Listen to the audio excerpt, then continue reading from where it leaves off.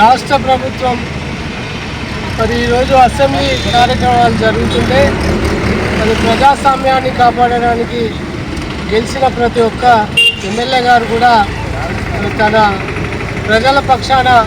ప్రభుత్వానికి తన నివేదనను వ్యక్తపరచడానికి అందరికీ కూడా హక్కు ఉన్నది. ఇవాళ మరి పెద్దలు మాజీ మంత్రివర్యులు ప్రస్తుత ఎమ్మెల్యే గుట్లకల్ల జగదీశ్వర్ రెడ్డి గారు నిన్న అసెంబ్లీలో చేసిన ప్రస్తావన రాష్ట్ర ప్రభుత్వ పనితీరు పైన ఒక పొడుపు కథ చెప్పడం జరిగింది. ఏతుల వెంకటయ్య అనే విషయాన్ని మరి ఏమి బర్రెలు లేనోడు పాలు పెడితే పిల్లాన్ని కొట్టినట్లుగా ఒక మాట చెప్తూ స్పీకర్ గారిని ఒక అధ్యక్ష మీరు మాకు పెద్ద దిక్కు,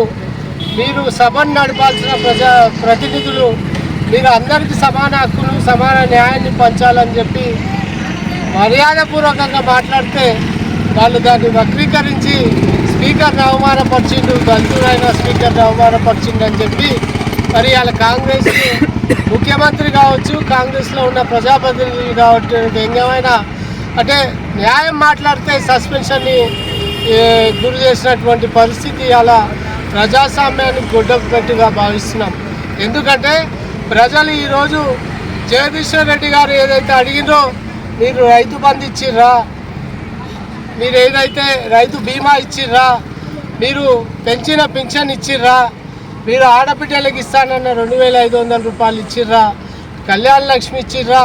షాదీ ముబారక్ ఇచ్చిర్రా అని చెప్పి ప్రశ్నిస్తే మరి ఈ ప్రశ్నల వర్షం వల్ల ప్రజలు మా పైన వ్యతిరేకం చేస్తారని చెప్పి మరి ముఖ్యమంత్రి రేవంత్ రెడ్డి గారు కక్షపట్టి మరి వాళ్ళ సభ్యులందరూ కక్షపట్టి మరి జగదీశ్వర్ రెడ్డి గారిని సస్పెండ్ చేయడం జరిగింది. బిడ్డ ఖబర్దార్, మీరు అనుకుంటున్న ఒక సభ్యుని ఒక 15 రోజుల పాటు సస్పెండ్ చేయొచ్చేమో కానీ జీవిత కాలం తెలంగాణ ప్రజలు కాంగ్రెస్ ప్రభుత్వాన్ని సస్పెండ్ చేయడానికి సిద్ధంగా ఉన్నారు. ఈరోజు ప్రజాపాలన పక్కదారి పట్టిందని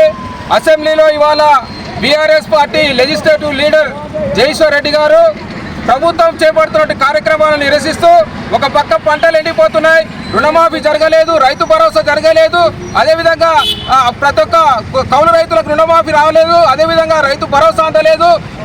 మహిళలకు కావాల్సిన 2500 రూపాయలు ఇవ్వలేదు, అదేవిధంగా కళ్యాణ లక్ష్మి సంబంధించి తొలం బంగారం ఇవ్వలేదని ప్రశ్నిస్తున్న సమయంలో తట్టుకోలేని పరిస్థితిలో అందరూ మూకుమ్మడిగా జగదీశ్వర్ రెడ్డి గారి దాడి చేయగా స్పీకర్ ఎటువంటి మాటలు మాట్లాడకుండా నిమ్మకునిపోవడం వల్ల ఆ రోజు జగదీశ్వర్ రెడ్డి గారు స్వామి మీరు మాకందరికి కూడా పెద్ద దిక్కు, మీరు ఖచ్చితంగా మాకు సమయం ఇవ్వాలని కోరితే దాన్ని వక్రీకరించి ఇవాళ జగదీశ్వర్ రెడ్డి గారిని అక్రమంగా అసెంబ్లీ నుంచి సస్పెండ్ చేయడాన్ని బీఆర్ఎస్ పార్టీ తీవ్రంగా ఖండిస్తుంది. ఈరోజు రాష్ట్ర వ్యాప్తంగా